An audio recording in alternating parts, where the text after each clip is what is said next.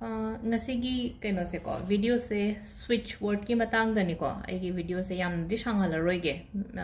yam sang da bi da ko switch word ohum katang ha ai share to ge ko ado switch word se kamaina sin aga da no hai kan se da hai di chanting gum ba to bi ba 108 time chant to wa mala re ko ashon ba se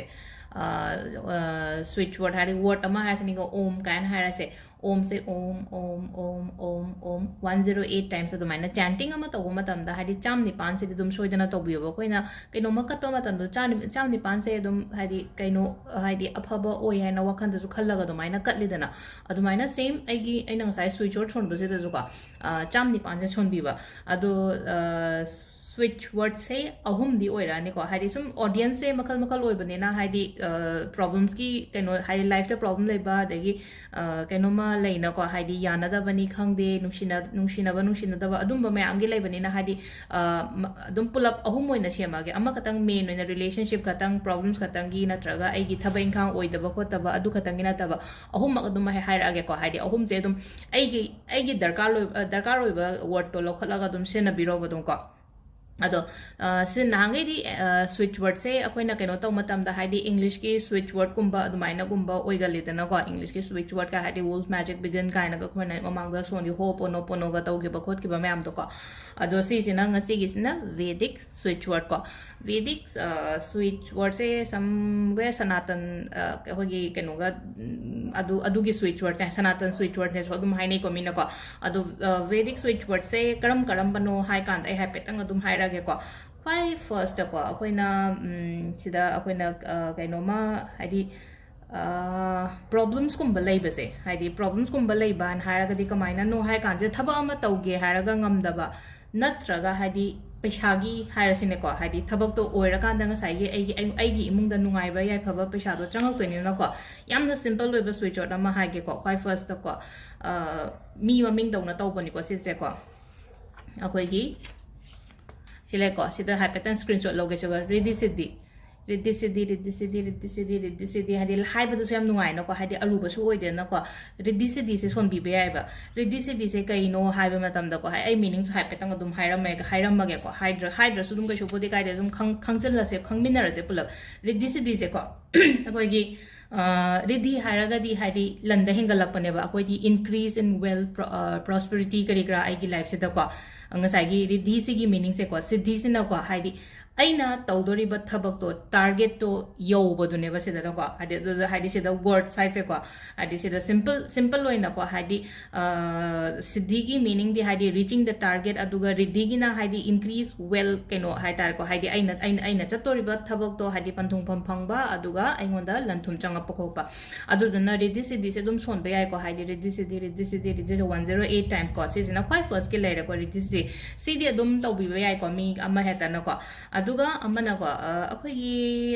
kaino tabiram ba swai ko hana ko vashikaran kaina ga hadi lai bani ko vashikaran se koina mi gi mind natraga hai tar ko aina hai ba yan ba simple loina haira ba to ko hadi mi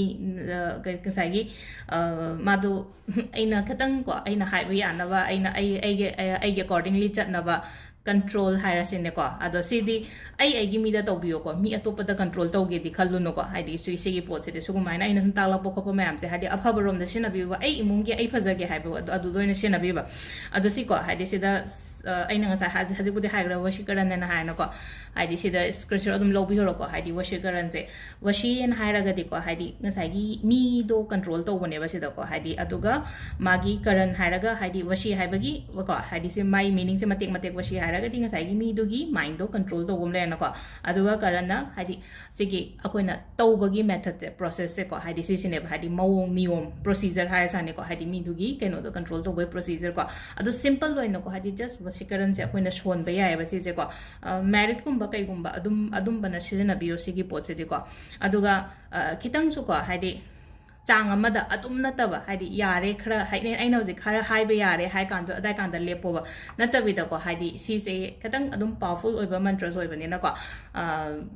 ꯇꯨꯡꯗ ꯑꯩꯉꯣꯟꯗ ꯍꯦꯟꯅꯀꯣ ꯃꯥꯁꯦ ꯑꯩ ꯃꯅꯥꯛꯇ ꯑꯣꯏꯅ ꯀꯨꯏꯅ ꯏꯟꯅ ꯂꯩꯔꯦꯅꯦ ꯀꯥꯏꯅ ꯑꯗꯨꯃꯥꯏꯅ ꯈꯜꯂꯛꯄꯒꯤ ꯃꯑꯣꯡ ꯂꯥꯛꯀꯅꯦꯕ ꯑꯗꯨꯗꯨꯅ ꯍꯥꯏꯗꯤꯀꯣ ꯑꯩꯅ ꯍꯥꯏꯁꯦ ꯈꯔ ꯂꯤꯃꯤꯠ ꯑꯃꯗ ꯇꯧꯕꯤꯌꯣ ꯌꯥꯝ ꯀꯥ ꯍꯦꯟꯅ ꯇꯧꯕꯤꯒꯅꯨꯀꯣ ꯁꯤꯃ ꯂꯩꯔꯦꯀꯣ ꯑꯗꯣ ꯁꯤꯁꯦ ꯑꯩꯅ ꯉꯁꯥꯏ ꯍꯥꯏꯗꯤ ꯑꯩꯈꯣꯏꯒꯤ ꯁꯤꯒꯤ ꯋꯁꯤꯀꯔꯟꯒꯤꯁꯦ ꯉꯁꯥꯏꯒꯤ ꯍꯁꯕꯦꯟ ꯋꯥꯏꯐ ꯈꯛꯇꯪꯒꯤ ꯅꯠꯇꯕꯤꯗꯀꯣ ꯍꯥꯏꯗꯤ ꯁꯨꯝ ꯃꯤꯉꯣꯟꯗꯁꯨ ꯑꯇ꯭ꯔꯦꯛ ꯇꯧꯅꯕ ꯍꯥꯏꯔꯁꯤꯅꯦꯀꯣ ꯍꯥꯏꯗꯤ ꯊꯕꯛ ꯏꯪꯈꯥꯡ ꯇꯧꯕ ꯃꯇꯝꯗ ꯉꯥꯛꯇꯪꯒ ꯑꯗꯨꯝ ꯆꯥꯟ ꯇꯧꯕ ꯌꯥꯏꯑꯕ ꯑꯩꯅ ꯈꯜꯂꯒ ꯍꯥꯏꯗꯤ ꯑꯗꯨꯒꯤ ꯄꯔꯇꯤꯀꯨꯂꯔ ꯊꯕꯛꯇꯨꯒꯤꯗꯃꯛꯇ ꯑꯩꯅ ꯉꯥꯡꯉꯤꯁꯦ ꯃꯤꯅ ꯇꯥꯅꯤꯡꯅꯕ ꯈꯣꯠꯅꯤꯡꯅꯕꯀꯣ ꯑꯗꯨꯝꯕ ꯑꯣꯏꯔꯁꯨ ꯌꯥꯏꯑꯕ ꯍꯥꯏꯗꯤ ꯃꯤꯒꯤ ꯃꯥꯏꯟ ꯀꯟꯇ꯭ꯔꯣꯜ ꯇꯧꯕ ꯉꯁꯥꯏꯒꯤ ꯍꯥꯏꯗꯤ ꯕꯤꯖꯤꯅꯦꯁ ꯄꯔꯁꯟꯅꯦ ꯍꯥꯏꯔꯁꯦꯀꯣ ꯍꯥꯏꯗꯤ ꯑꯩꯅ ꯉꯥꯡꯉꯒ ꯀꯟꯚꯤꯟꯁ ꯇꯧꯒꯗꯣꯏꯅꯤꯅ ꯃꯤꯗꯣ ꯑꯗꯨꯗꯨꯅ ꯍꯥꯏꯗꯤ ꯆꯠꯇ꯭ꯔꯤꯉꯩꯗ ꯁꯨꯝ ꯍꯥꯏꯐꯦꯠꯇꯪ ꯆꯥꯟ ꯇꯧꯔꯒ ꯍꯥꯏꯗꯤ ꯉꯁꯤꯒꯤ ꯑꯩꯅ ꯆꯠꯇꯣꯔꯤꯕ ꯄꯣꯠꯁꯦ 108 ꯇꯥꯏꯝꯁꯀꯨꯝꯕ ꯆꯥꯟ ꯇꯧꯕꯤꯔꯒ ꯑꯗꯨꯃꯥꯏꯅ ꯇꯧꯕ ꯌꯥꯏꯀꯣ ꯑꯗꯨꯒ ꯅꯦꯛꯁꯀꯤꯁꯤꯅꯀꯣ ꯔꯤꯂꯦꯁꯟshipꯀꯤꯁꯦ ꯀꯃꯥꯏꯅ ꯇꯧꯒꯦ ꯍꯥꯏꯗ ꯔꯤꯂꯦꯁꯟshipꯀꯤꯁꯨꯀꯣ ꯍꯥꯏꯗꯤ ꯈꯤꯇꯪꯀꯣ ꯍꯥꯏꯗꯤ ꯇꯁꯦꯡꯅ ꯑꯩꯅ ꯁꯤꯒꯤ ꯃꯤꯁꯦ ꯀꯩꯅꯣ ꯇꯧꯋꯦꯅ ꯍꯥꯏꯔꯒꯗꯤꯀꯣ ꯍꯥꯏꯗꯤ ꯈꯜꯂꯒꯗꯤ ꯇꯧꯋꯣ ꯅꯠꯇ꯭ꯔꯕꯤꯗꯀꯣ ꯍꯥꯏꯐꯦꯠ ꯁꯨꯝ ꯂꯩꯅꯀꯣ ꯍꯥꯏꯐꯦꯠꯇꯪ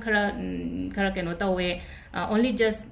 attract tꯧꯕ ꯈꯣꯠꯄꯒꯤ ꯑꯗꯨꯝꯕꯗ ꯅꯠꯇꯕ ꯍꯥꯏꯗꯤ seriously ꯍꯥꯏꯗꯤ ꯁꯤꯒꯤ ꯃꯤꯁꯤꯒ committed ꯑꯣꯏꯌꯦ ꯈꯣꯠꯂꯦ ꯍꯥꯏꯔꯒꯗꯤ ꯑꯗꯨꯗ ꯇꯧꯕꯤꯕꯀꯣ ꯑꯗꯣ ꯁꯤꯗ ꯑꯩꯈꯣꯏꯒꯤ